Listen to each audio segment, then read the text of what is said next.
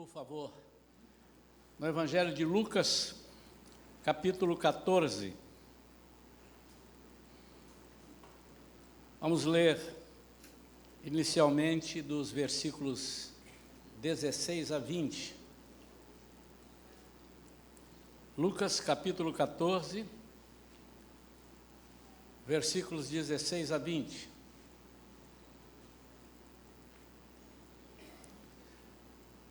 Jesus, contudo, declarou: certo homem estava preparando um notável banquete e convidou muitas pessoas. Próximo à hora do início da ceia, enviou seu servo para anunciar aos que haviam sido convidados: vinde, eis que tudo está preparado para vós. Contudo, um por um, começaram a declinar com desculpas. O primeiro alegou: acabei de adquirir uma grande propriedade e preciso ir vê-la. Por favor, queiras desculpar-me. Outro conviva explicou-se: acabei de comprar 5 juntas de bois e preciso ir experimentá-las. Rogo-te que me tenhas por perdoado.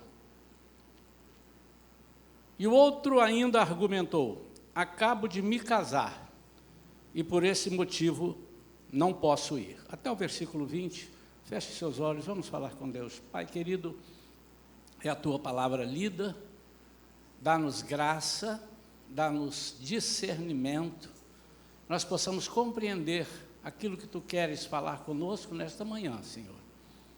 Queremos receber, Senhor, de bom grado, queremos que o nosso coração esteja aberto para tudo que o Senhor estiver falando conosco. Não permita, Senhor, que haja obstáculos da nossa parte, e nem preconceitos. Ao contrário, Senhor, que recebamos com amor, com doçura, a Tua palavra, que também tem amor e doçura para as nossas vidas. Em nome de Jesus. Amém. O título dessa palavra que nós preparamos para hoje chama-se Discernindo o Convite. Você já recebeu algum convite para alguma celebração,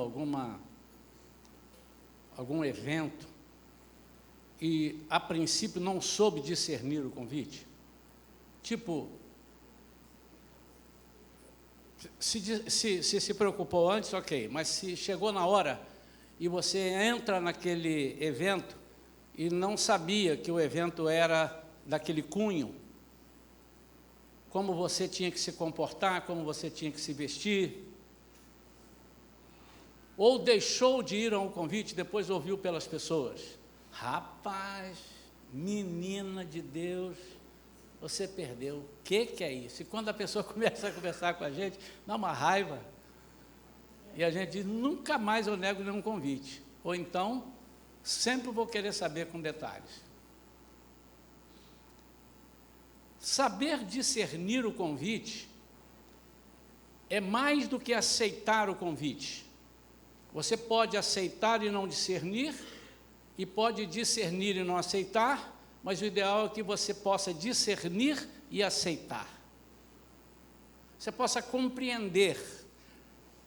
E eu estou falando dos convites da parte de Deus. Eu estou falando daquilo que Jesus coloca à nossa frente todos os dias. Estou falando das oportunidades de sermos honrados e privilegiados. Eu estou falando das situações onde o Senhor faz todo o possível para que nós experimentemos a sua graça, o seu poder, o seu amor para conosco. É exatamente isto que o corpo de Cristo experimenta ou deve experimentar do cabeça que é Cristo. Em Efésios, no capítulo 5, quando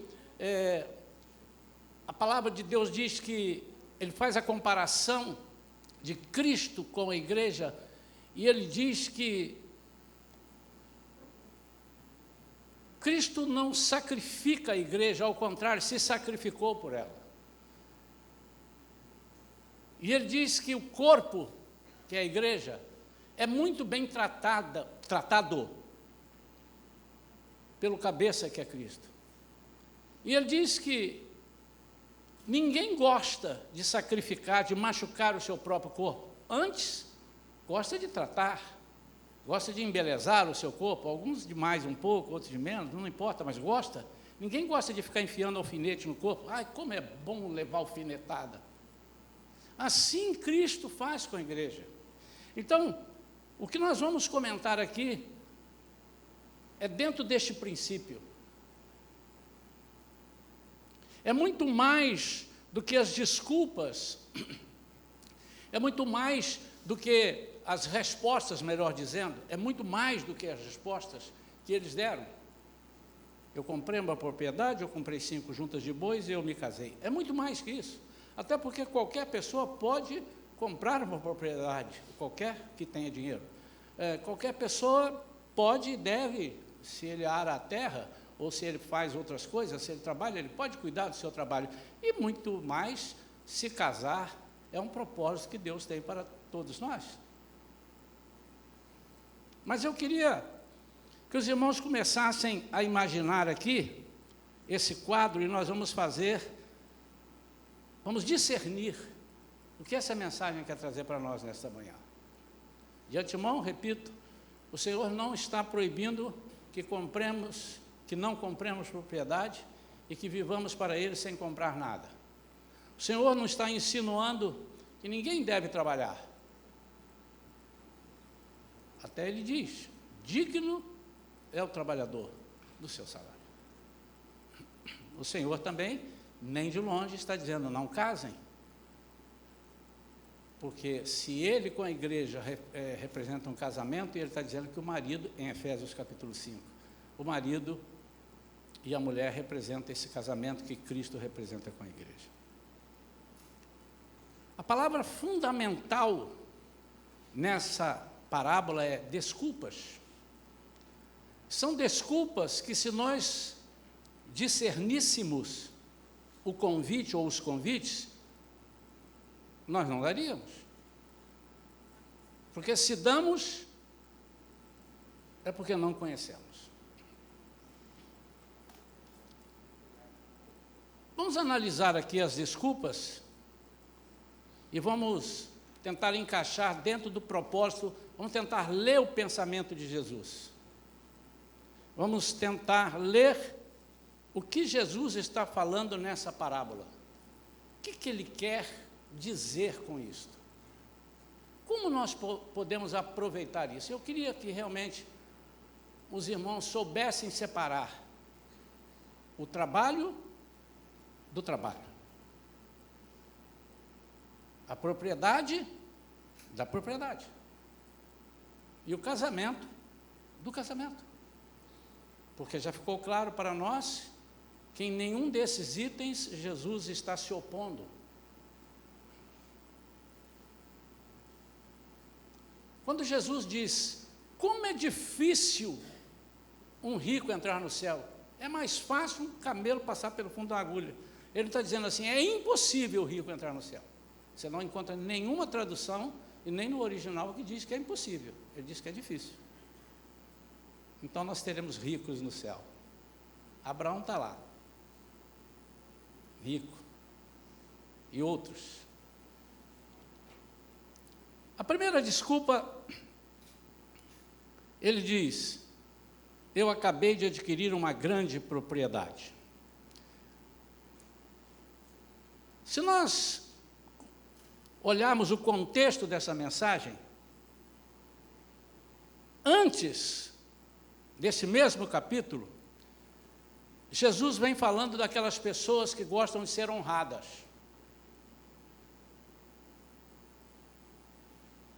E por gostarem de ser honradas, quando são convidados a algum lugar, eles sentam logo no primeiro lugar.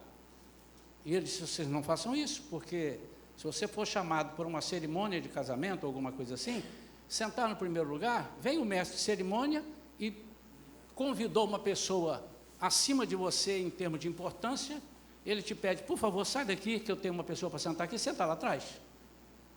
Todos observarão que você foi humilhado, saiu dali e foi para lá.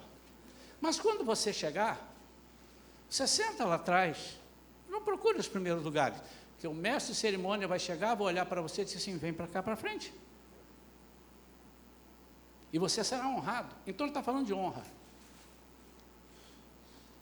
O que ele vai... É importante que você saiba isso, porque logo após esta, Jesus propõe a parábola do grande banquete. Porque no versículo 15, que eu não li, e vou ler agora,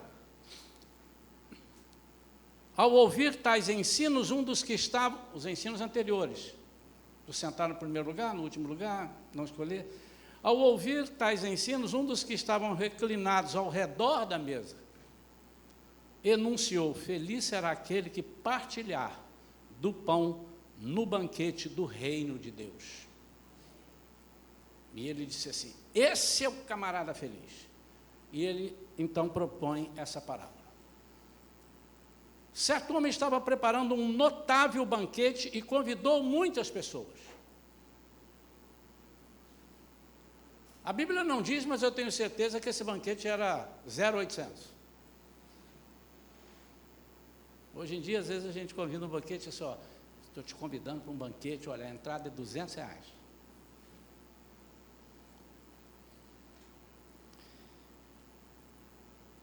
Próxima hora do início da ceia, enviou um servo para anunciar aos que haviam sido convidados, vinde, eis que tudo está preparado para vós.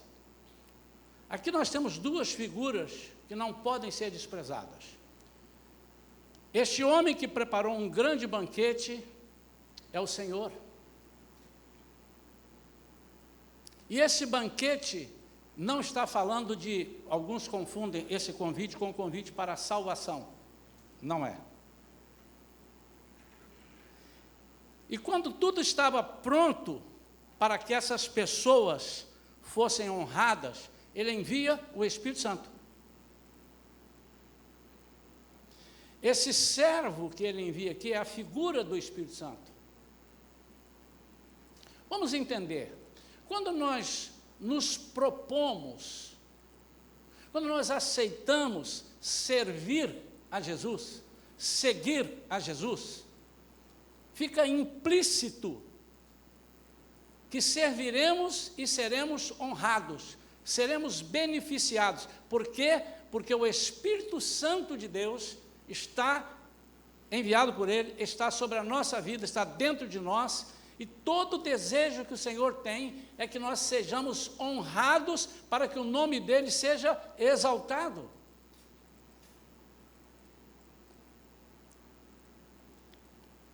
Contudo, um por um começaram a declinar com desculpas. E a primeira desculpa, eu acabei de adquirir uma grande propriedade. Eu não acabei de adquirir uma propriedade. Eu acabei de adquirir uma grande propriedade. Ele aqui está sem perceber que a maior propriedade era ou é aquela que Jesus preparou para nós. Você não pode esquecer que ele disse assim, estou indo para a casa do meu pai e vou preparar uma grande propriedade. Você já pensou numa propriedade que você não vai pagar imposto? As pessoas riem, mas não vai haver imposto. Não vai pagar condomínio e vai funcionar tudo 100%. Porque nós viveremos dessa forma, irmãos. Não é utopia. Às vezes nós pensamos que nós vamos viver, vou repetir isso porque nunca é demais, porque há muitas pessoas que pensam que nós vamos viver no céu, nas nuvens, com a trombetinha, cantando, com o cabelo todo enroladinho, até quem não tem cabelo vai ter, todo enroladinho. Não.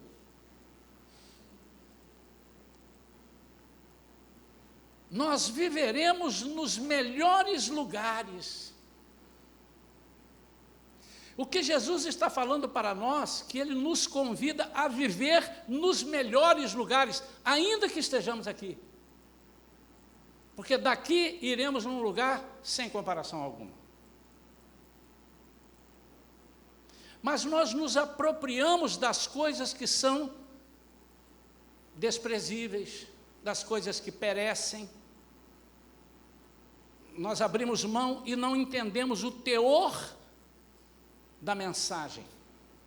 O que Jesus quer é que nós tenhamos as nossas propriedades, mas que essas propriedades sejam de escritura dele. Entenda isso. O que Jesus quer é que nós tenhamos propriedades. Ele não disse assim, abandone as propriedades, não, venham aqui que eu vou honrar. Quem sabe nesse banquete, o homem perguntasse, e vocês, quem são? Você poderia se apresentar? O que você tem? E a pessoa começasse a dizer, eu tenho isso, eu tenho aquilo, eu tenho uma propriedade, olha que bom, onde é a sua propriedade? Ah, então, qual é a sua dificuldade naquela propriedade? Eu quero que os irmãos entendam essa comparação. Quando nós servimos a Jesus, porque o banquete aqui, irmãos, tem conotação única e exclusiva de honrar, preparar para eles, honrar, colocá-los na mais alta conta. E muitas vezes, as coisas materiais estão ocupando, não o primeiro lugar, um lugar que não deveria ocupar. Obviamente, se você tem uma casa, uma propriedade, você também não deve desprezar essa propriedade de qualquer jeito. Ah, deixa aí, deixa quebrar, deixa... Não. E também não deve ocupar, o primeiro ou o segundo. Não, primeiro, não, vou botar junto. Não se trata disso. Se trata de ocupar o lugar que não é dela. Tudo aquilo que ocupa o lugar do Senhor é idolatria. E ele abomina. Ele não fica triste, ele abomina. Você pode se tornar uma pessoa abominável por não discernir um convite.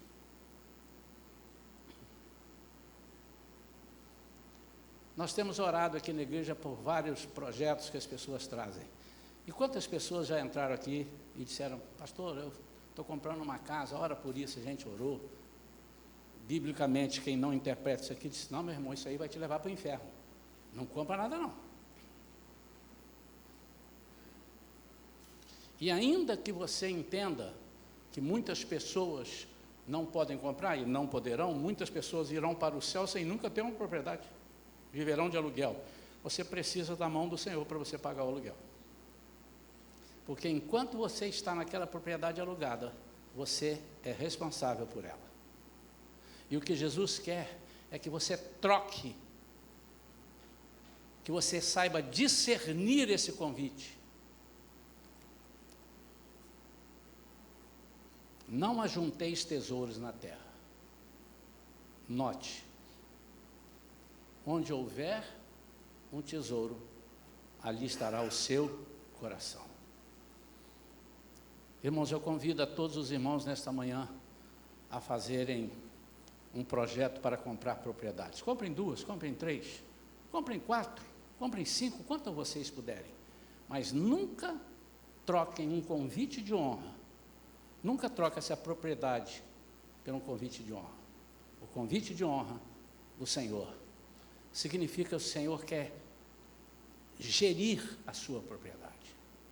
Ele não quer que você abandone, mas Ele quer que você faça planos onde, como se Ele pudesse morar. Aqui há uma separação. Eu não posso ir porque eu estou aqui, estarei na minha propriedade. O que Jesus quer é estar com você na propriedade.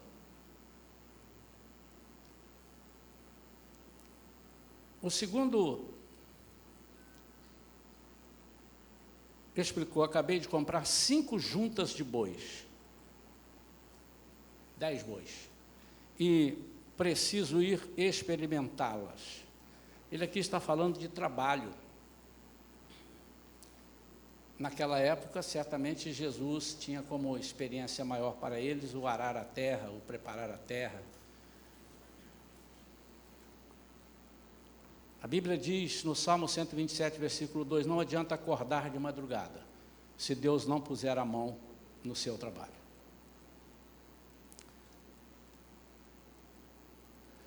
Em Provérbios fala muito mal das pessoas que são ociosas, as pessoas que não trabalham, que não gostam de trabalhar. A Bíblia não é a favor da pessoa que não tem essa vontade. Mas o que nós precisamos entender é que nós poderemos ter 2 trabalhos. o trabalho onde Deus trabalha conosco e o trabalho onde Deus não está nele.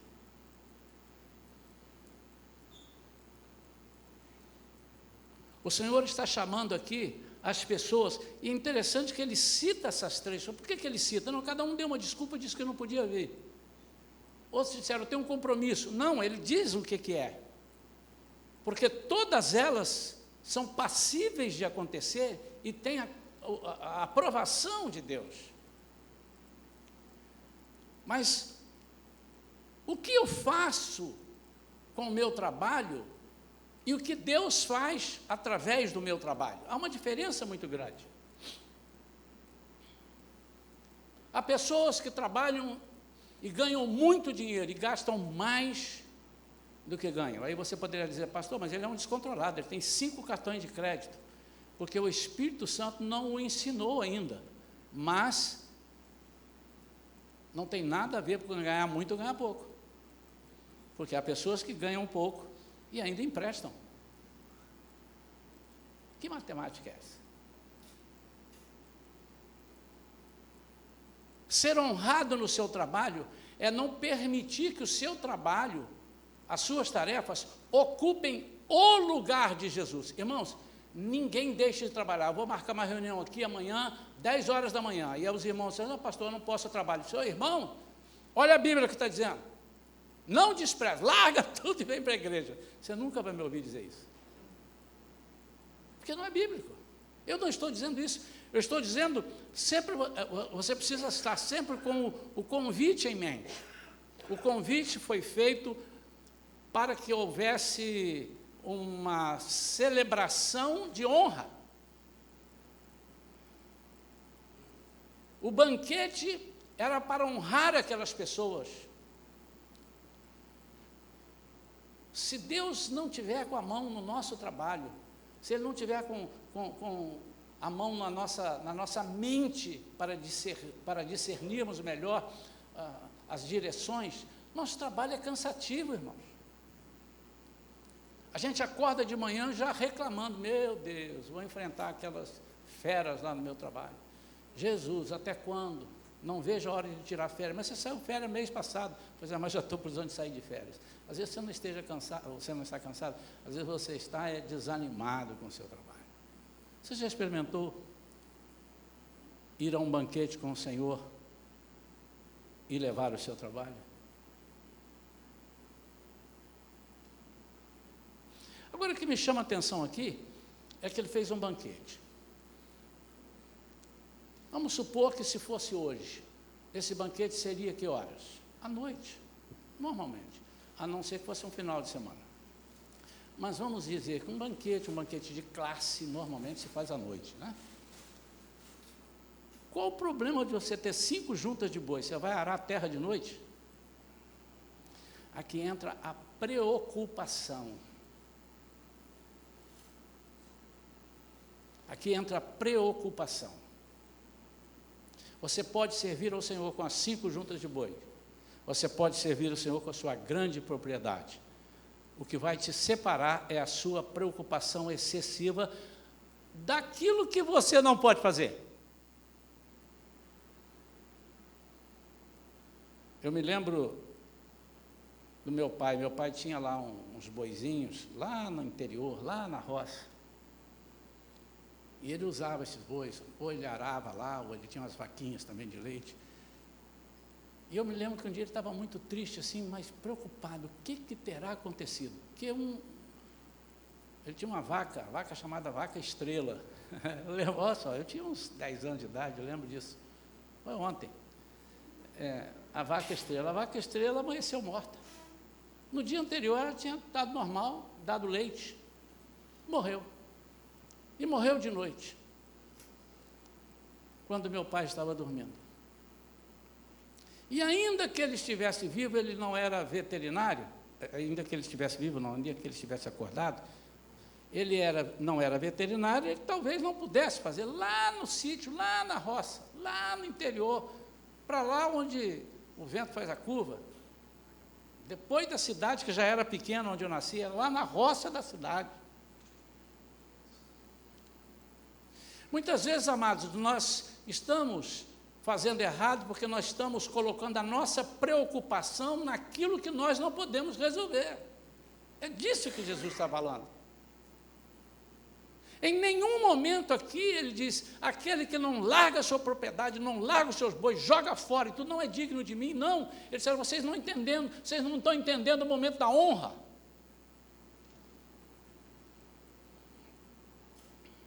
Por fim ele diz, o terceiro disse, eu acabo de me casar.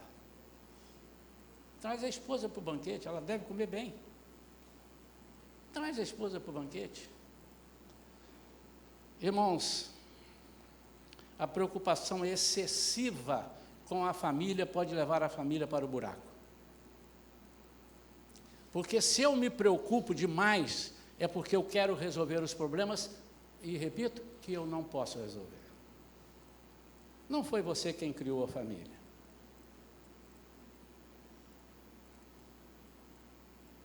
Se você se colocar como super protetor da sua família, você vai perder a sua família. Eu não estou jogando nenhuma praga aqui em você, mas é bíblico. O que o Senhor quer é que você case, dê filhos, e que toda a sua família, inclusive os filhos, entendam e possam discernir o convite do banquete.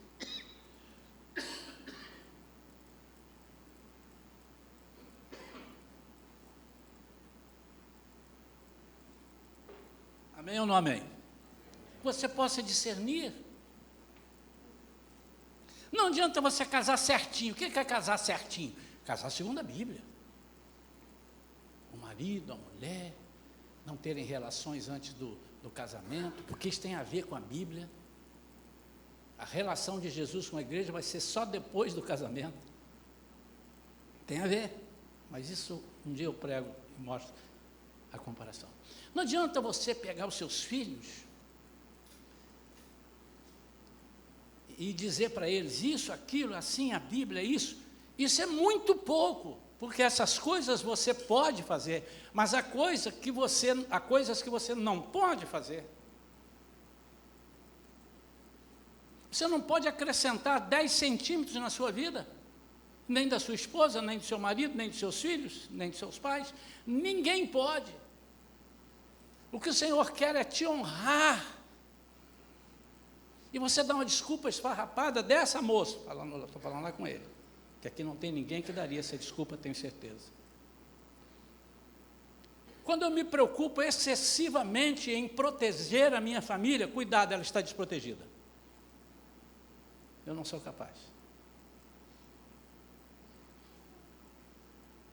Quando nós oferecemos a proteção humana à nossa família, a nossa família deve dizer assim, papai, mamãe, está errado.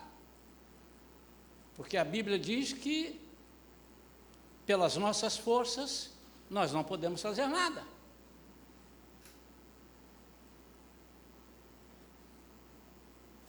Nós não podemos guerrear. Há coisas que fogem ao nosso controle, mas o Senhor está te chamando para um banquete. O que é um banquete? Honra. A honra não significa que você não tenha problemas. A honra significa que os problemas não te vencerão. Quando nós lemos aquele versículo, 1000 cairão ao teu lado, 10.000 à tua direita, e tu não serás atingido, nós entendemos que nenhum crente passará por nenhuma tribulação. Então está contradizendo o que Jesus disse, no mundo tereis aflições, mas tem bom ânimo, no mundo tereis tribulações.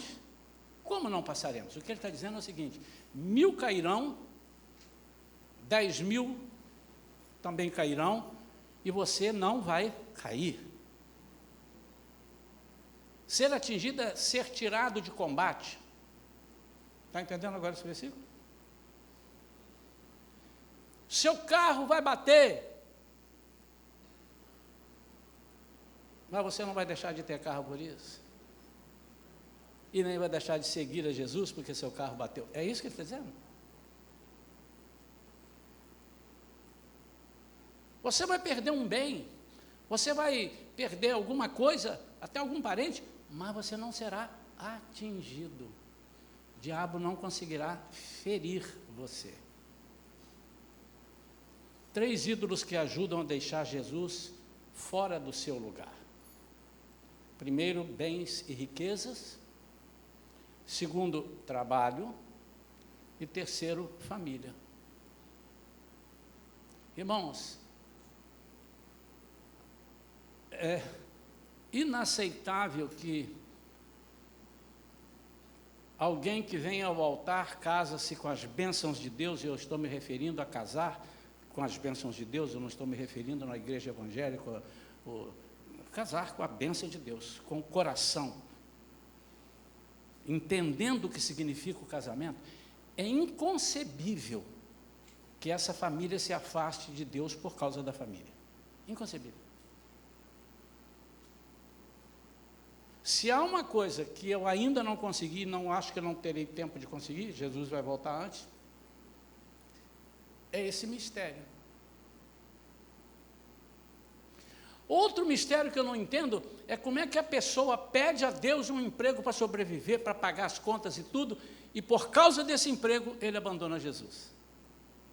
Ou ele abandona presencialmente, que já é muito pior, ou ele abandona espiritualmente.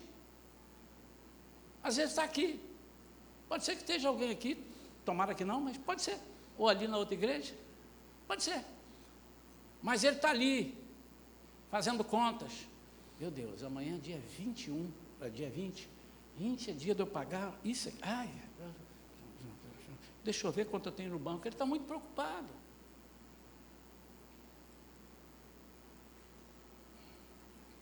É inconcebível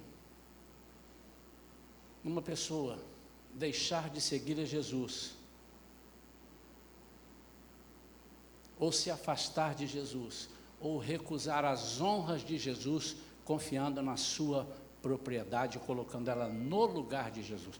Nota que eu não falei em primeiro lugar, porque Jesus não tem que ocupar o primeiro lugar na nossa vida.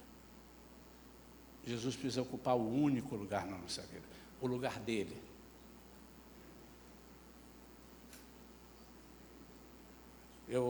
Nem sempre isso procede. Primeiro lugar está errado, segundo lugar, porque me dá uma sensação de que eu coloco Jesus em primeiro e coloco uma outra coisa em segundo. E falhou aqui, eu já vou para o segundo. Então, os dois estão no banquete comigo. Não, no banquete que tiver Jesus, o segundo, o terceiro, o quarto e o quinto lugar não devem estar. Estão entendendo, irmãos? Então, quando isso acontece, quando esses ídolos ajudam a deixar Jesus em segundo plano ou fora do lugar dele. Quando isso? Vamos ler então o versículo 21 a 24 para encerrar. Diante disso, voltou o servo e tudo relatou ao seu senhor. Relatou o quê? Eu trouxe essas desculpas aqui, o pessoal declinou do convite. Então o dono da casa irou-se sobremaneira e ordenou ao seu servo. A primeira coisa que eu quero ter... Por que ele irou-se, irmão? Você quer irar Jesus? Você quer irar a Deus? Eu vou te dar a cartilha para você irar a Jesus. É desprezar a honra dele.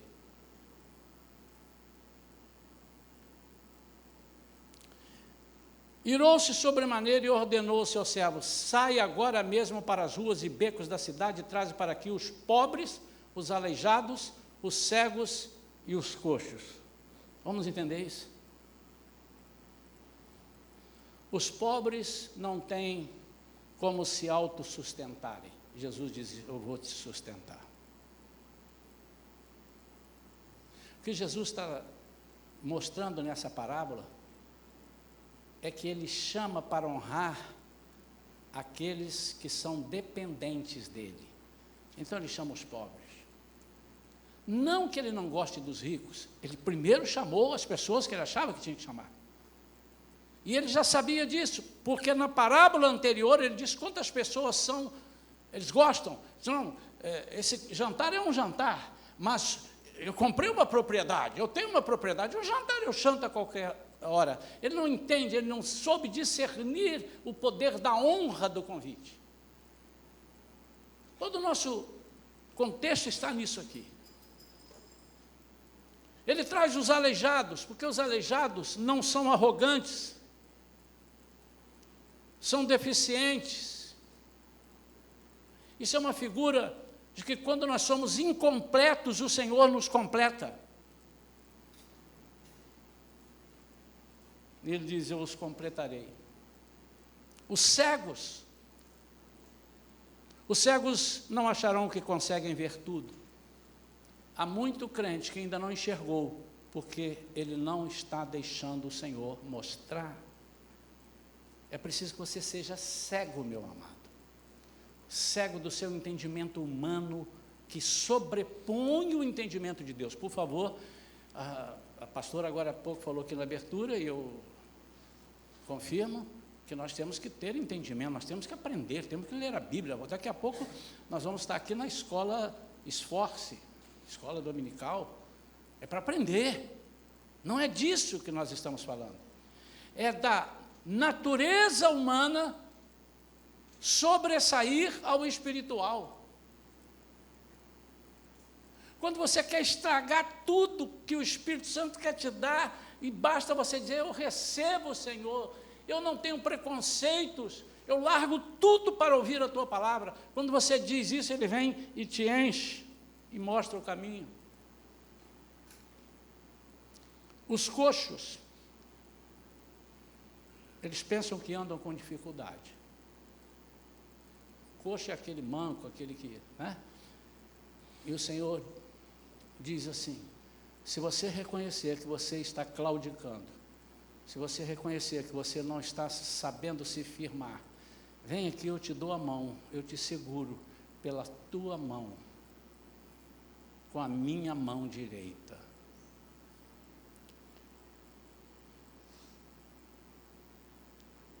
Mais tarde lhe relatou o servo, tudo que o Senhor mandou está feito. Já estão aqui os pobres, aleijados, os cegos, coxos.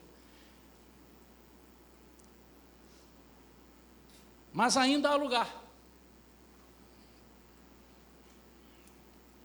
Então ordenou o Senhor ao seu servo, ide por vários caminhos e atalhos, e os que encontrar obriga-os a entrar, para que a minha casa fique repleta. Aqui fala de falta de integridade na nossa vida, na vida da igreja. Ele quer que a igreja esteja completa, a casa dele, o corpo dele esteja completo, íntegro. Nenhum dos previamente convidados, nenhum provará da minha ceia. Então ordenou o Senhor ao seu servo, ide por vários caminhos e atalhos, os que encontraram obrigam-os a entrar. Porquanto vos asseguro que nenhum daqueles que previamente foram convidados, quais que eu estou dizendo? Aqueles que se excusaram do convite. Nenhum deles provará da minha ceia. Não está falando de salvação, irmãos. Até porque, se eu comparar com as bodas do Cordeiro, aqueles que não foram chamados antes e não estarão lá, eles poderão ser chamados depois. Na tribulação, eles podem aceitar a Jesus e aceitarão a muitos. A Bíblia diz que nunca tanta gente converteu quanto aqueles que converterão lá. Mas não participarão da ceia. A ceia já está lá acontecendo, eles estão aqui. E quando Jesus voltar com a igreja, como é que foi lá? Rapaz, você não sabe o que tinha lá. O que tinha? Tinha camarão? Tinha? Não, você está falando de coisa que pegar camarão. Você tinha que ver.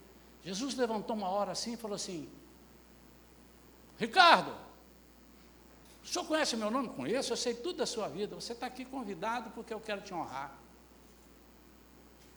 Aí o outro olha assim, é mesmo? Mas você aqui na terra, as pessoas nem acreditavam em você. Eu disse, pois é, mas o Senhor me chamou para a grande ceia. E o que há de mais importante é a honra. Ele queria me honrar. O que ele queria dizer é, apesar dos pesares, apesar das tribulações, eu disse a você, eu venci o mundo, e você venceu comigo. Agora nós vamos descer para a festa das bodas do Cordeiro. Agora nós vamos descer.